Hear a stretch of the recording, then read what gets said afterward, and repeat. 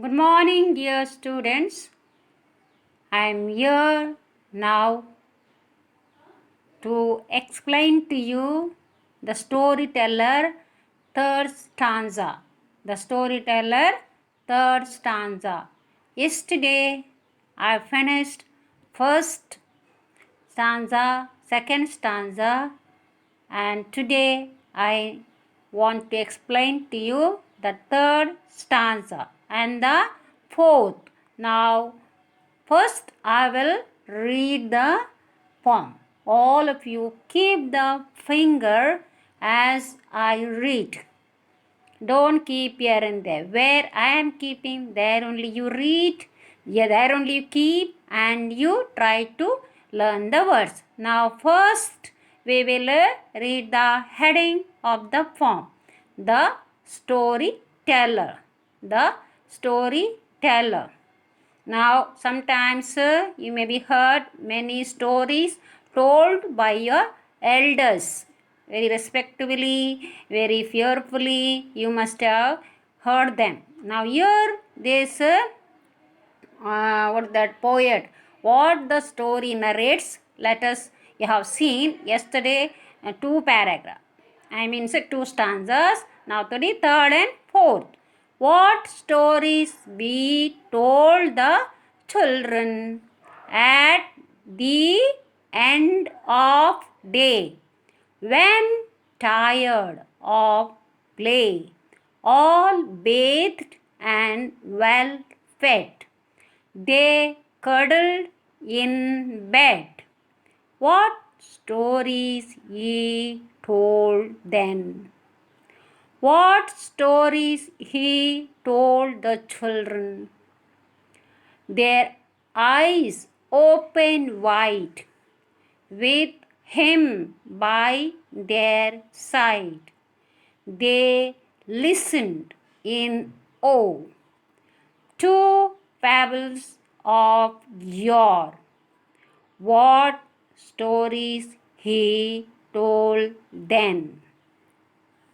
Coming to the third stanza now. Third stanza, here I will tell you, read first, then I will go for the explaining to you. Okay. What stories he told the children of shadows that crept while they soundly slept, and phantoms that played in first they heard not prayed. What stories he told then. Now, coming to the third paragraph, third stanza. Third stanza. Now, the person who narrates, tells the story, the person makes that something what living in the darkness. Whatever it may be, natural, like what is that called, like animals, or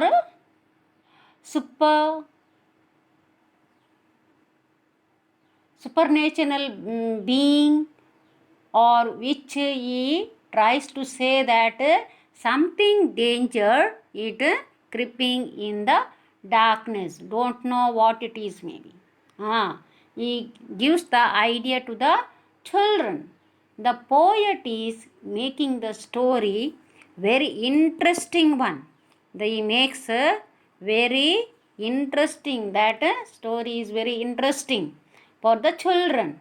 When the children are sleeping soundly. So, you know, when you listen to some stories, you are able to sleep. So, you go soundly to sleep, isn't it? Now, they are also sleeping soundly. There is something which roams in the dark, creeping in the dark, which they cannot hear because they are sleeping. And they sleeping, they are not able to hear or they able to not able to see. Something is creeping. Phantom. Phantom means ghost. Yes, maybe ghost has come. Like that he is narrating the story, which has come in their room. Now ghost has come in their room. Now here the poet says they should pray before sleeping. Otherwise ghost will come. Can you see here? He says here, if first they would not prayed, what stories he told them? He told them, before going to sleep, you have to pray every day. Then only ghost will not come. Otherwise, ghost will come. Phantoms means ghost. Phantoms means ghost. So, and phantoms that played, if first they would not prayed, what stories he told them. They have to pray. If they could have prayed, ghost will not come. Otherwise, he gives the message for them this. Every day before sleeping, need to pray. So you also should always, whichever God, now whoever God's name, you can take and pray. There is nothing wrong. Praying is nothing. Prayer is universal. God is a universal, or we can pray to God. Not that I have to pray only my God and He will give. Any God. So this is the poet's idea, that what he is narrating the story to the children. Okay, that is all about this stanza. This is all about this stanza. Now coming to the fourth stanza, next moving to the fourth stanza, what stories he told the children. Now they feel a chill, yet repeat them still to their young and old. Those stories of gold. What stories he told then. Now, here also, fourth stanza also says, what stories he told the children. What stories he told the children. Now, what happens, you see. He is telling the story, ghost at night coming. The children are very frightful and chill.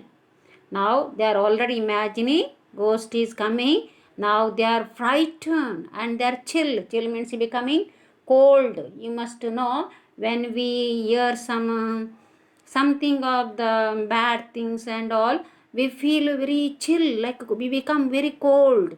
Now suppose you are in the 10th, your result is about to come. You may be feeling very chill with the fright, shivering. With the fright you may be shivering. That is called with the chill. That is called chill. They are feeling chill with the fear, with the frightened. They are feeling chill. And the storyteller knows that still he continues his story. Still he continues his story for these children. Now here his stories are continued, are old,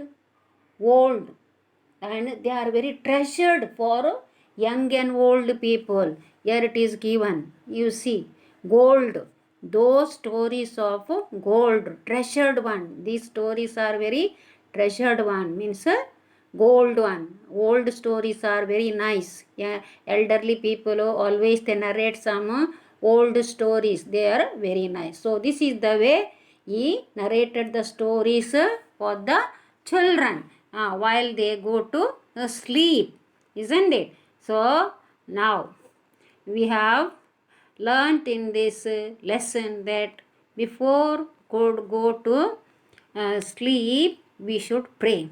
For us, the lesson is this: we have to pray whether we are frightened, not frightened. You see how the children are mouth ear opened, they are scared, The way he is narrating the story, they are imagining some ghosts are coming inside the room. They are there. They may be walking. They may be creeping. They may be playing.